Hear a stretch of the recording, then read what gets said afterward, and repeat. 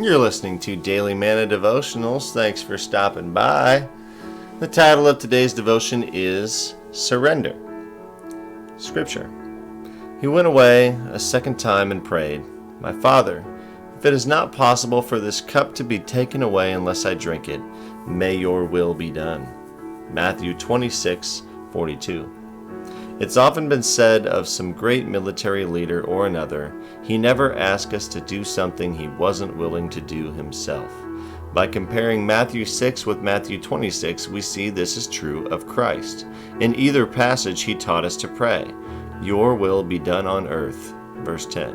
In the latter passage, he himself prayed, "May your will be done in me," verse 42. Surrendering our all to Christ doesn't mean we're dispirited prisoners waving a white flag. It means we've come face to face with the King of Kings and we are willing to defer every preference to Him.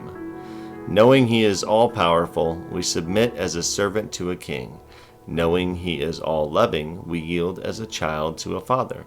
Knowing He is all-wise, we gladly choose His will over our own. The Lord would rather have one person who is 100% committed than 100 people who are 90% yielded. Lord, not my will, but yours be done. I have been before God, and I have given myself, all that I am and have, to God, so that I am not, in any respect, my own.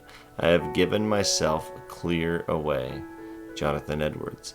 This devotion comes out of Your Daily Journey with God, devotional by David Jeremiah. The Lord would rather have one person who is 100% committed than 100 people who are 90% yielded. That's an interesting concept. I don't know if I've really thought very much about that. I don't know. I'm just kind of pondering that one little excerpt from the devotion.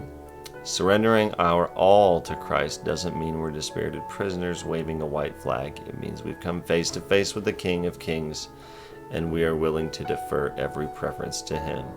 That's another part that kind of sticks out to me. So surrendering to Christ, I don't know that I've ever really looked at it as a bad thing to be surrendering to Christ, but I think that line's kind of making that clear that it doesn't mean that you're a prisoner or something waving the white flag. It means that you've come face to face with the King, with God, with the Father, and you realized at that point that surrendering everything to Him is the only way. That's the best way and the only way to have a fulfilled life and to ultimately meet the all-powerful King one day. So, I don't know, just things to think about. It kind of goes along again with the last couple of devotions. It's funny to me how I pick these at random out of hundreds of different ones, and it's funny how we'll see kind of a theme. There'll be several in a row where it's kind of like God has a little bit of a theme, and it's completely God because like I said, I pick them at random. So I think it's interesting that we'll have several in a row, like right now, where the theme is my Father, or the father-son relationship that God has with us, father-child, I guess, if you're a female. And I don't know.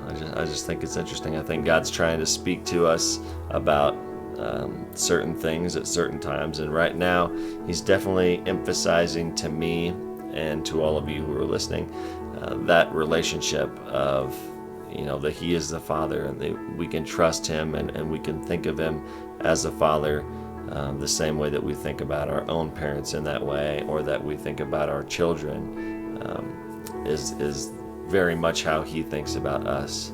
So I think that's what He's trying to get at lately. The last couple devotions, and again today, He's definitely talking to us about how He is the Father and we are His children, and that He's not asking us to do anything that He's not willing to do Himself. He's leading by example, the ultimate example. And Christ is teaching back in the day and through the Bible that He also prayed, and He was praying for His Father's will to be done. And yeah, it's just anyway. So that's where my mind goes anyway. Is very much thinking about that father-son, father-daughter relationship that we have with God, and that He is always there. It's definitely not waving the white flag or surrendering in that way, but that He wants us to surrender to Him as the King, as the Father, as the all-knowing, all-powerful being that definitely can lead us and our lives much better than we can do it ourselves on our own. So I'll leave you with that. Have a great day, and God bless.